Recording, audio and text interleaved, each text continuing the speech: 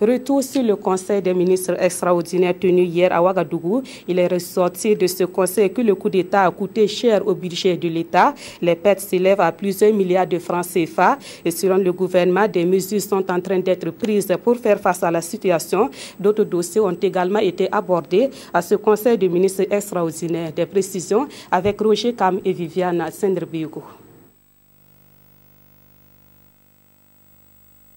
Ce 28 septembre, les membres du gouvernement se sont principalement attelés à prendre des mesures pour faire face aux conséquences économiques du coup d'État du Conseil national pour la démocratie. Ce coup d'État a engendré un arrêt total des activités aussi bien au niveau du secteur public que du secteur privé et pendant une dizaine de jours. Et du point de vue des finances publiques également, il y a eu un impact puisque le Trésor, la douane, les impôts n'ont pas travaillé. Donc il n'y a pas eu d'encaissement au niveau du gouvernement. Et en ce qui concerne également les dépenses, et nous nous attendons à un impact puisqu'il y a des dépenses qui ne sont pas prévues et auxquelles le gouvernement de transition va devoir faire face, notamment toutes les dépenses liées aux décès qui ont eu lieu, et liées aux blessés et peut-être aussi liées à certains aspects sécuritaires qu'il va falloir prendre en compte.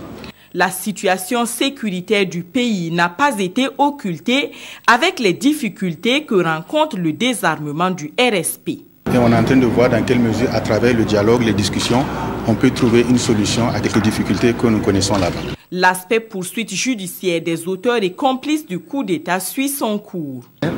Il y a une commission d'enquête qui vient d'être mise en place et qui va impliquer des magistrats, mais aussi des militaires, donc membres de cette commission, pour pouvoir travailler et essayer d'avoir le maximum d'informations parce que cela va aider la justice. Donc c'est un travail en cours. On a donné 1 mois à cette commission d'enquête, mais ça peut être moins. C'est sur la base d'indices clairs qu'on peut se permettre de dire qu'on doit geler les avoirs. Donc ça, ce sont des données et moi, je n'ai pas à révéler ces données-là maintenant.